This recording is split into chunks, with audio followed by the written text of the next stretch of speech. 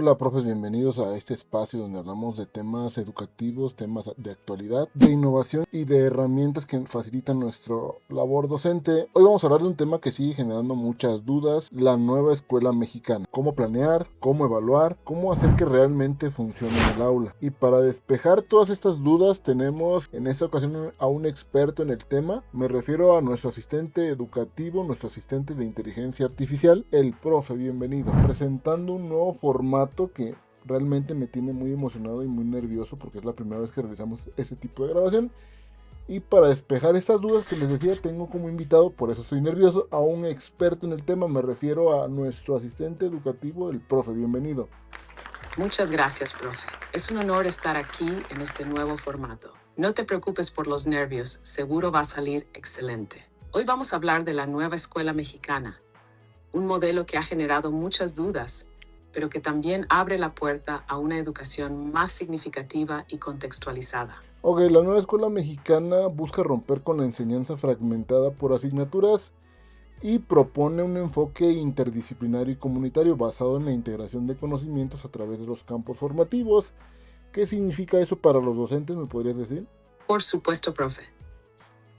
Esto significa que los docentes ya no trabajamos materias aisladas, sino que ahora conectamos distintas disciplinas en torno a problemáticas reales que afectan a los estudiantes y su comunidad. Además, se prioriza el aprendizaje situado, lo que quiere decir que los alumnos aprenden a partir de su contexto y de las experiencias de su entorno. Esto les permite desarrollar pensamiento crítico, valores comunitarios y habilidades prácticas. En lugar de planear por asignaturas, ahora organizamos el aprendizaje en 4 campos formativos: lenguaje, saberes y pensamiento científico, ética, naturaleza y sociedades, de lo humano y lo comunitario. Estos campos se interrelacionan para que el aprendizaje sea más significativo y aplicable a la vida diaria. ¿Cómo ves este cambio, profe? ¿Crees que facilita o complica la labor docente? Pues a mi parecer y bajo mi experiencia yo creo que la facilita, ¿no? Porque es un tema más integral, pero ¿cómo se refleja eso en el aula? ¿Cómo lo podemos ver directamente en el aula? ¿Qué me podrías decir? Exacto, profe. Facilita enseñanza porque todo está conectado y hace más sentido para los alumnos. En el aula, esto se refleja a través de proyectos educativos en los que los estudiantes trabajan problemas reales desde distintos enfoques. Ya no se trata solo de hacer ejercicios de matemáticas o escribir un resumen, sino de aplicar el conocimiento en situaciones concretas. Por ejemplo, si en la comunidad hay un problema de basura, en vez de verlo solo desde ciencias naturales, podemos abordarlo así. Lenguajes: los alumnos escriben una campaña informativa sobre el reciclaje.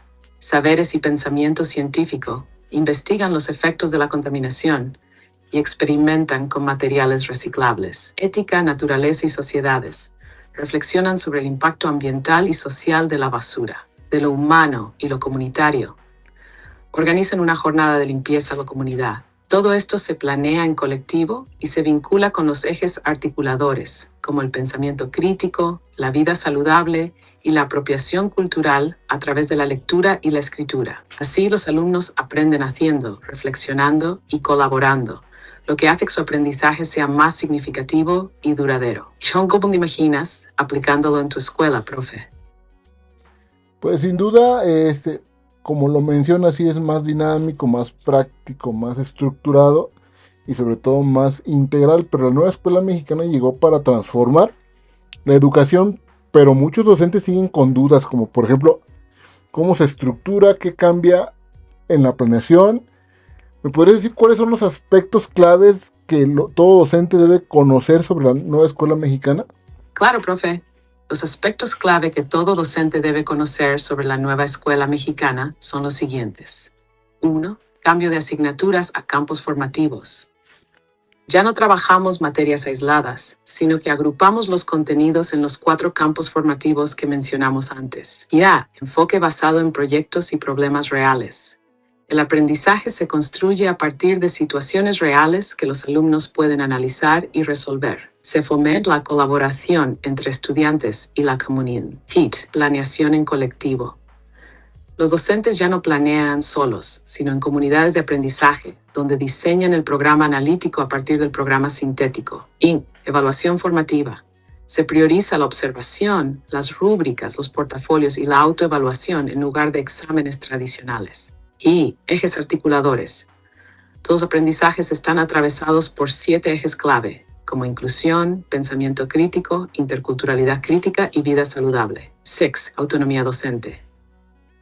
Se reconoce al maestro como un profesional de adaptar los contenidos a su contexto y a las necesidades de sus estudiantes. En resumen, el docente ya no solo enseña conocimientos, sino que guía procesos de aprendizajes. ¿Me podrías dar un ejemplo de lo que es autonomía docente, por favor? Por supuesto, profe. La autonomía docente significa que el maestro tiene libertad y responsabilidad para diseñar, adaptar y aplicar estrategias de enseñanza según las necesidades de sus alumnos y su contexto. Ejemplo práctico de autonomía docente. Imagina que el programa sintético propone trabajar el tema de cuidado del agua en el campo formativo de ética, naturaleza y sociedades. Un docente con autonomía puede decidir cómo abordar el tema. Puede enfocarlo desde la escasez de agua en su comunidad, el desperdicio en la escuela o la contaminación de ríos cercanos. ¿Qué actividades realizar? Puede organizar una investigación, invitar a un experto, hacer experimentos sobre filtración de agua o diseñar una campaña de concientización. ¿Cómo evaluar el aprendizaje? Puede utilizar rúbricas, proyectos colaborativos, observaciones o portafolios, en lugar de solo exámenes escritos. La NEM no impone una única forma de enseñar, sino que le da poder al docente para que adapte los contenidos de manera pertinente y significativa para sus estudiantes. Pregunta para ti, profe.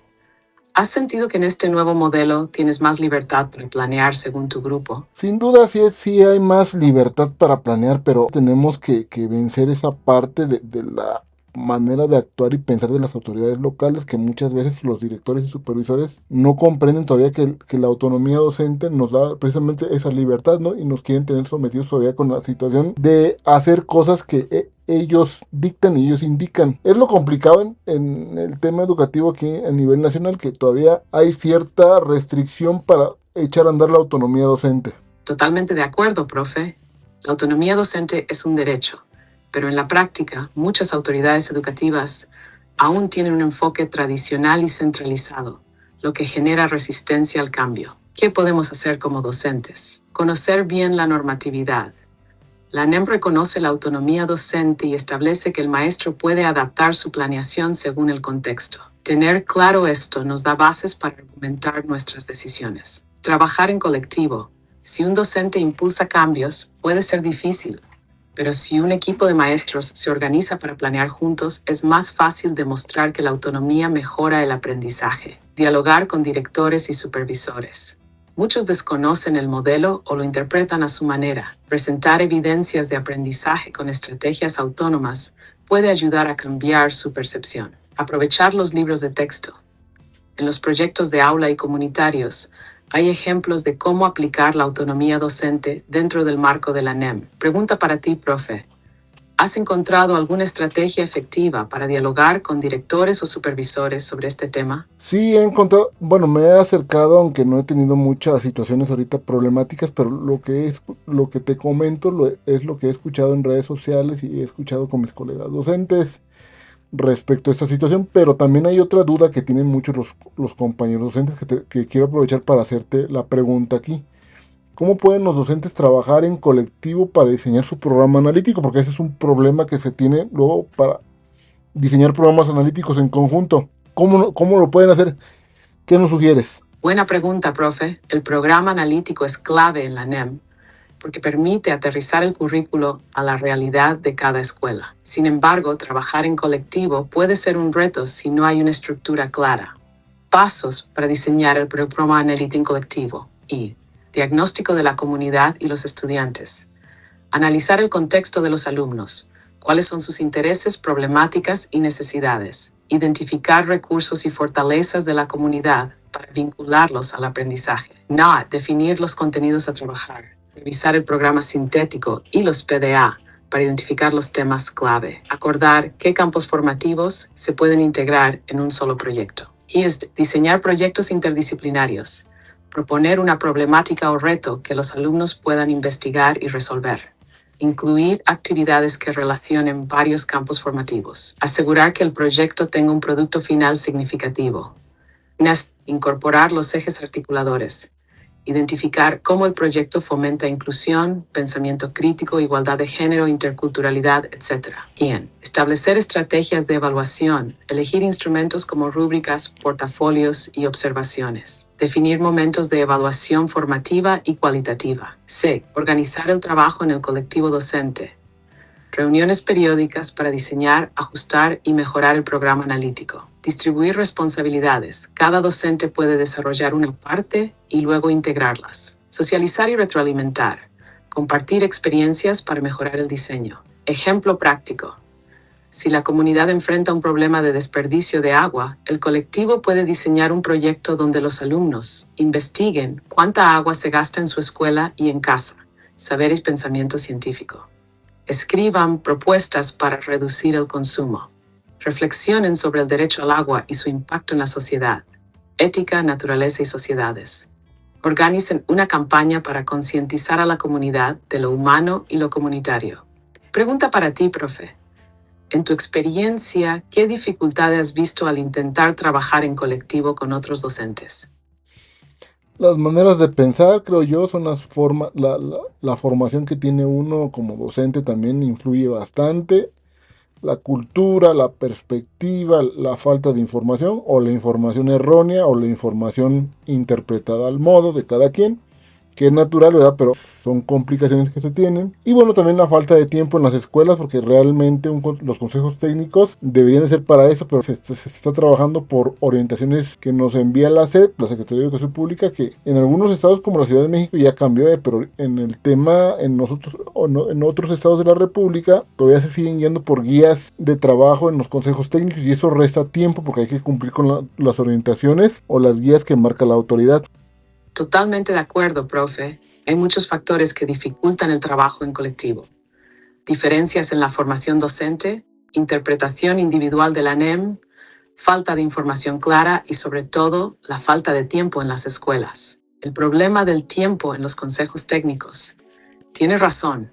Los CTE deberían ser el espacio ideal para diseñar el programa analítico, pero muchas veces se enfocan en seguir las orientaciones oficiales, lo que deja poco margen para el trabajo colaborativo real.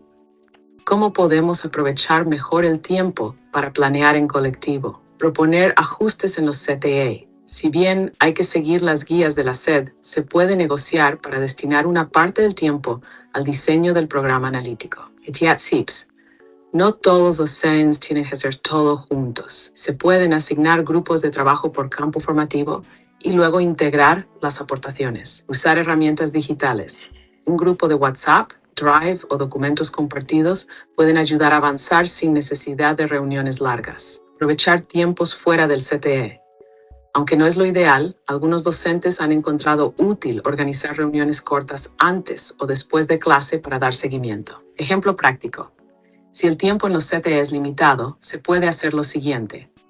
Antes del CTE, cada docente revisa el programa sintético y anota qué temas pueden integrarse en proyectos. Durante el CBIN, en equipos y en se una parte del programa analítico y luego se integran las ideas. Después del CTE, se revisa el documento y se ajusta de manera colaborativa. ¿Cómo convencer a la autoridad de dar más tiempo para esto?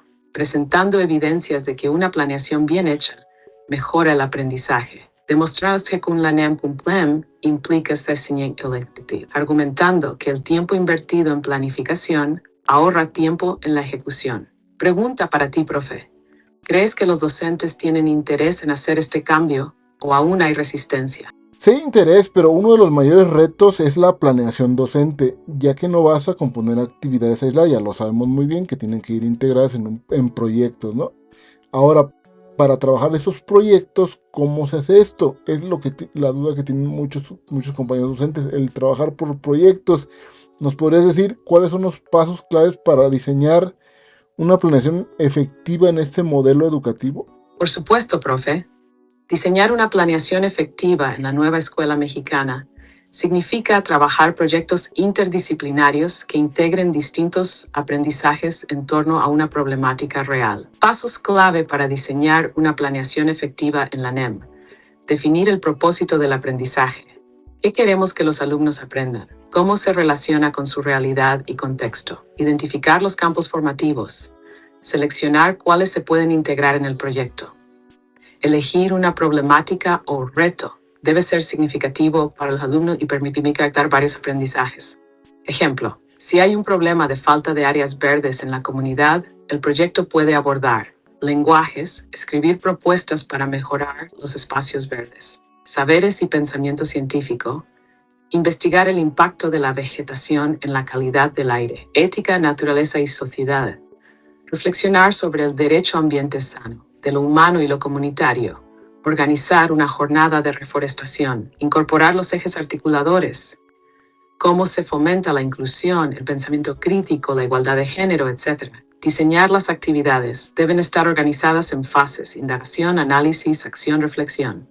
Permitir que los alumnos experimenten, investiguen y colaboren. Definir el producto final. Puede ser una exposición, una campaña, un mural, un experimento, etc. Debe ser significativo y demostrar el aprendizaje alcanzado. Establecer estrategias de evaluación.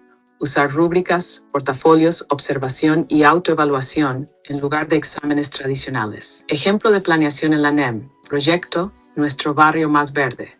Propósito: concientizar sobre la importancia de las áreas verdes. Campos formativos: saberes y pensamiento científico, lenguajes, ética y naturaleza, de lo humano y lo comunitario. Actividades: investigación sobre la vegetación en la zona, redacción de propuestas, elaboración de un cartel informativo, jornada de reforestación. Producto final: presentación de propuestas a las autoridades locales y campaña ambiental. Evaluación: rúbricas para evaluar investigación, trabajo y participación. Pregunta para ti, profe.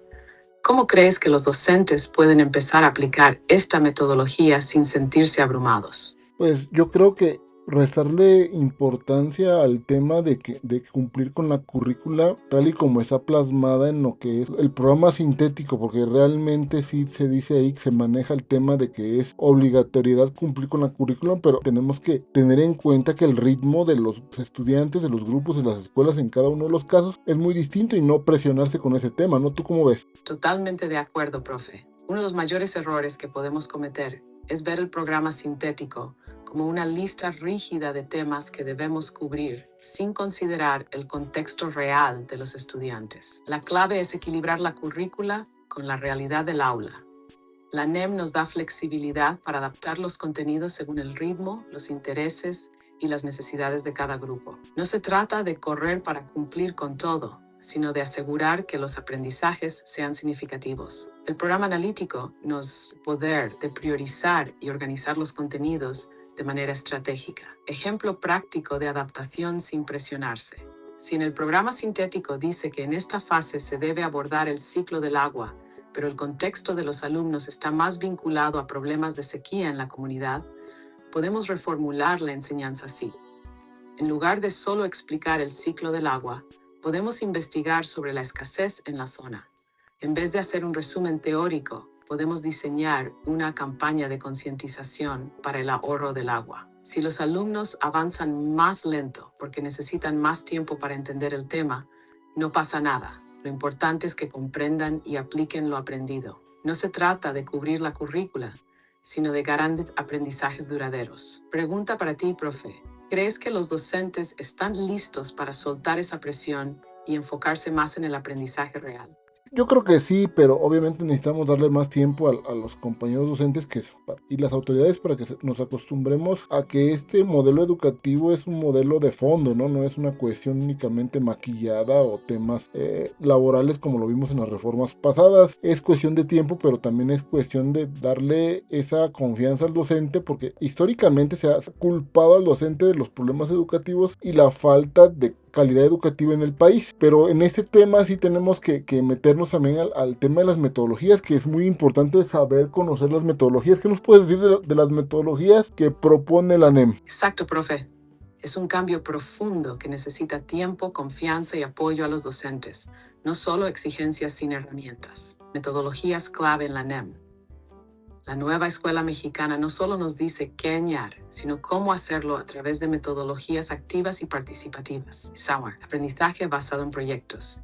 ¿Qué es? Diseñar proyectos donde los alumnos investigan y resuelven un problema real. Ejemplo, en lugar de solo hablar de reciclaje, Los alumnos organizan una campaña en su comunidad. 2. Aprendizaje basado en indagación. ¿Qué es? Explorar el conocimiento a través de la experimentación y la resolución de preguntas científicas. Ejemplo, en vez de solo explicar la contaminación del agua, los alumnos hacen pruebas de calidad del agua en su localidad. 3. Y el servicio. ¿Qué es? Relacionar el aprendizaje con un servicio comunitario. Ejemplo, si aprenden sobre alimentación saludable, pueden diseñar un recetario con opciones accesibles y nutritivas para su comunidad. Lo importante es que estas metodologías ayudan a conectar el aprendizaje con la vida real y motivan a los alumnos porque les dan un rol activo. Pregunta para ti, profe. ¿Crees que los docentes están listos para aplicar estas metodologías o aún hay resistencia al cambio? Necesitamos tiempo para conocer bien las metodologías, pero recordemos que las metodologías son propuestas metodológicas, no son un recetario como tú lo habías dicho, no es forzosamente aplicar las metodologías que sugieren, siempre y cuando son metodologías basadas en proyectos. Obviamente no se tienen que aprender como un recetario, tiene que ser un poquito más autónomo, más libre, pero sí con la intención de realizar o tener una formación integral. En el tema de la nueva escuela mexicana es muy importante reconocer que es una formación integral y centrada o basada en el humanismo. Entonces aquí en el tema también relacionado nuevamente con el tema de las metodologías, ¿cómo pueden los docentes elegir las metodologías más adecuadas para su planeación?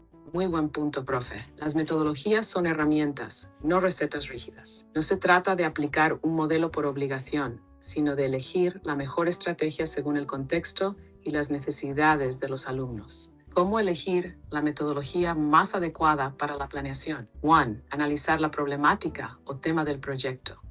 Preguntarse, ¿qué queremos lograr con este proyecto? ¿Qué problema queremos resolver? Ejemplo, si el tema es cambio climático, una metodología de indagación puede ser más útil para hacer experimento y análisis científicos. Conocer a los estudiantes. Preguntarse, ¿cómo aprenden mejor? ¿Qué les interesa? ¿Cuál es su contexto? Ejemplo, si los alumnos están más motivados con proyectos sociales, el aprendizaje-servicio puede ser la mejor opción. Y no, elegir metodología que mejor integre los campos formativos, ver cuál permite una conexión más natural entre lenguajes, ciencias, ética y comunidad. Ejemplo, si queremos abordar el problema de la violencia escolar, el aprendizaje basado en problemas puede ser más útil para analizar causas y soluciones. 4. Considerar los recursos disponibles. No todas las metodologías requieren lo mismo. Algunas requieren tiempo, materiales, tecnología. Ejemplo, si hay poco acceso a laboratorios, en vez de un enfoque STEAM con experimentos complejos, se puede adaptar con investigaciones documentales y entrevistas. Probar y ajustar según la experiencia. No hay una única respuesta correcta. Si una metodología no está funcionando bien, se puede modificar o combinar con otra. Ejemplo práctico. Si se quiere trabajar la alimentación saludable, podemos elegir aprendizaje basado en proyectos. Los alumnos diseñan un recetario con opciones nutritivas, aprendizaje de servicio. Organizan una feria de comida saludable en la escuela. STEAM, hacen experimentos para analizar el contenido de más tests. Conclusión. Los docentes tienen la autonomía de elegir la metodología que mejor se adapte a su contexto. Lo importante no es seguir un modelo rígido, sino lograr que el aprendizaje sea significativo y conectado con la vida real. Pregunta para ti, profe. ¿Has aplicado alguna de estas metodologías en tu aula? ¿Cómo ha sido tu experiencia? Sin duda la experiencia que puedo decirte es que en un primer momento un poquito de percepción de que no avanzas, pero eso se va aclarando el panorama cuando el tema va más adelantado. Y luego el tema de la evaluación, porque evaluar en la nueva escuela mexicana también es complicado, porque no se trata de solo exámenes como anteriormente se hacía o en los modelos anteriores se proponía el tema de enlace y todas esas pruebas estandarizadas. Ahora la evaluación es formativa, pero en sí, ¿cómo un docente puede evaluar bajo el enfoque de la nueva escuela mexicana, tomando en cuenta que las autoridades pues no asimilan bien, los exámenes no son herramienta obligatoria ni necesaria en este tema, ¿no? ¿Cómo propones tú que el docente puede evaluar bajo ese enfoque de la nueva escuela mexicana? Buena observación, profe. La evaluación en la nueva escuela mexicana es formativa y cualitativa. lo que significa que se centra en el proceso de aprendizaje y no solo en los resultados finales. ¿Cómo evaluar bajo este enfoque sin depender de exámenes? Aanzien observar el proceso, no solo el producto, y ver cómo los estudiantes impactan no solo lo que responden en un examen. Ejemplo, en un proyecto sobre reciclaje, en lugar de un examen sobre tipos de basura, se observa cómo los alumnos aplican el conocimiento en una campaña ambiental. Usar rúbricas en lugar de calificaciones numéricas. Definir criterios claros para evaluar desempeño, participación, creatividad, etc.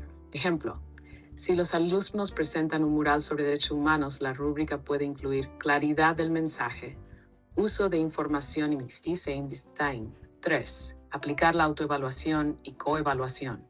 Los alumnos reflexionan sobre su aprendizaje y dan retroalimentación a sus compañeros. Ejemplo, en un debate, los estudiantes pueden evaluar qué tan bien argumentaron sus ideas y qué mejorarían la próxima vez.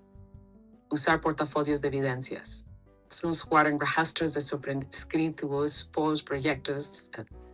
Ejemplo, un portafolio sobre un proyecto de historia puede incluir líneas del tiempo, análisis de documentos y reflexiones personales.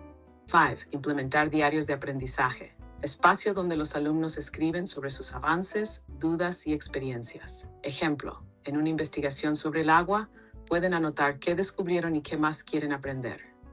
Cómo convencer a las autoridades de que los exámenes no son la única forma de evaluar.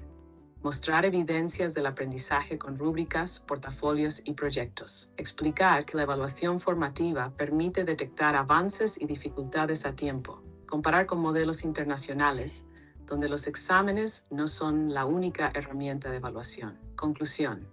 La evaluación en la NEM no es un examen al final, sino un proceso continuo donde el docente acompaña, observa y retroalimenta. ¿Por qué es importante este cambio en la forma de evaluar?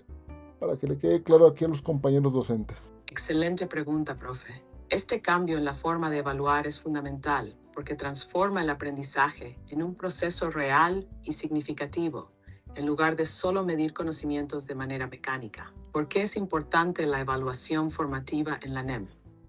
Porque permite conocer el aprendizaje real de los alumnos. En un examen tradicional, un estudiante puede memorizar respuestas y olvidarlas después. Y ahora, en el formato, se observa how se aprende mensual diario. Porque favorece el pensamiento crítico y la autonomía. En lugar de solo responder preguntas, los alumnos reflexionan, analizan y generan nuevas ideas. Ejemplo, en vez de evaluar la Revolución Mexicana con un examen, los alumnos pueden crear un periódico de la época con análisis de los hechos. Porque ayuda a detectar dificultades a tiempo. Con rúbricas, portafolios y observación, el docente puede ver qué necesita reforzar en el momento, sin esperar hasta el final del ciclo. Ejemplo, si un estudiante tiene problemas para expresarse en público, se le da acompañamiento antes de una exposición. Porque reconoce que hay diferentes formas de aprender. No todos los estudiantes se expresan bien en exámenes escritos, pero pueden demostrar su aprendizaje con dibujos, proyectos, debates o videos. Ejemplo, un alumno que no es bueno en exámenes de historia, pero hace una gran maqueta con explicaciones claras sobre la época colonial. Porque promueve la autoevaluación y la responsabilidad. Los alumnos aprenden a reflexionar sobre su propio proceso, en lugar de depender de una calificación. Ejemplo, después de un trabajo en equipo, cada estudiante evalúa su desempeño y propone mejoras para la próxima actividad. La evaluación formativa es clave en la NEM porque permite a los alumnos aprender de manera más profunda, reflexiva y aplicada a la vida real. No se trata de medir cuánto recuerdan, sino cómo piensan y resuelven problemas. Pregunta para ti, profe. ¿Cómo crees que los docentes pueden ir convenciendo a las autoridades de que esta evaluación es más efectiva? Con el tiempo y con los resultados que se vayan dando dentro del sistema educativo, yo creo que ese va a ser el parteaguas o acción en cuestión de las autoridades comprendan y entiendan que ese enfoque es eso, evaluar procesos, no evaluar únicamente conocimiento memorístico. Yo creo que de ahí partiríamos para poder avanzar en este tema del humanismo, de la nueva escuela mexicana y también del tema de evaluación formativa, que es muy importante que los docentes recordemos que también la evaluación formativa tiene que ver con un enfoque de buscar un ser humano integral, de buscar un ser humano no solo hábil para memorizar, sino que un ser humano hábil en su contexto y sobre todo que sea capaz de modificar él mismo para poder modificar su realidad y poder cambiar sus aspiraciones o su medio en el que se desenvuelve. ¿Tú cómo lo ves? Exactamente, profe. La evaluación formativa no es solo un cambio en la forma de calificar, sino un cambio profundo en la educación. Ya no buscamos estudiantes que solo repitan información, sino personas que comprendan, analicen y transformen su realidad. El propósito final de la evaluación en la NEM: formar ciudadanos críticos y comprometidos con su comunidad, enseñarles a aprender, no solo a aprobar exámenes, darles herramientas para tomar decisiones y resolver problemas en la vida real. Ejemplo de cómo la evaluación formativa transforma a los estudiantes. Antes, en un examen de historia, un estudiante memorizaba fechas de la Revolución Mexicana y después las olvidaba. Ahora, con una evaluación formativa, analiza las causas del movimiento, las compara con la actualidad y reflexiona sobre cómo afectan su comunidad. En cambio, pues hay 100 resultados. Como dices, resultados se darán por sí mismos. Cuando los alumnos demuestren habilidades reales en la vida cotidiana, será evidente que este modelo es más efectivo. El reto es dar tiempo para que el cambio se consolide y que las autoridades lo entiendan a través de la práctica y la evidencia. Conclusión: la evaluación formativa no es solo medir conocimientos, sino acompañar el desarrollo de personas que pueden cambiar su mundo. Es una creación más humilde, más real y más profunda. Pregunta para ti, profe. ¿Cómo te imaginas a los estudiantes dentro de unos años con este modelo educativo ya consolidado? Yo considero que es importante que formemos estudiantes que sean capaces de generar conocimiento, porque muchas veces creemos que el conocimiento ya está dado, que toda la investigación ya está realizada y todo ya está descubierto cuando hay mucho por descubrir. Realmente no hemos descubierto prácticamente nada, porque los seres humanos seguimos teniendo muchos problemas de salud, que hay enfermedades que no se han descubierto la cura, y bueno, ese es un buen ejemplo de cómo el futuro ciudadano tiene que tener ese conocimiento o esa cuestión de ser crítico, ¿no? El cuestionar, el investigar, el saber que no todo lo que está escrito en los libros es el final del conocimiento, sino que hay mucho por descubrir. Y bueno, yo creo que eso es importante, que es el enfoque de la nueva escuela mexicana también, la formación de estudiantes que a futuro van a generar aprendizaje. Totalmente de acuerdo, profe. La nueva escuela mexicana no busca formar alumnos que solo reciban y repitan información, sino que sean creadores de conocimiento, que cuestionen, investiguen y sepan que siempre hay algo más por descubrir. ¿Cómo formar estudiantes que generen conocimiento? En pensamiento crítico, enseñarles a preguntar, cuestionar y buscar nuevas respuestas. Ejemplo: en lugar de solo memorizar datos sobre cambio climático, que investiguen nuevas soluciones locales. Y motivar la investigación y la indagación. Hacer que los alumnos sean detectives del conocimiento, que busquen fuentes, comparen información y saquen sus propias conclusiones. Ejemplo: si están estudiando salud pública, pueden investigar por qué algunas enfermedades son más comunes en su comunidad y qué soluciones pueden proponer. Romper la idea de que todo ya está descubierto. Mostrarles que la ciencia, la historia y la sociedad están en constante cambio. Ejemplo: preguntarles cómo imaginan la educación, la medicina o la tecnología en 50 años, y hacerlos diseñar sus propias teorías. Conclusión: la NEM nos está pidiendo que dejemos de ver a los alumnos como receptores pasivos de información y los convirtamos en pensadores, innovadores y creadores. Si logramos eso, estaremos realmente transformados. Pregunta para ti, profe. ¿Cómo crees que los docentes pueden empezar a fomentar más esta mentalidad en sus alumnos desde hoy?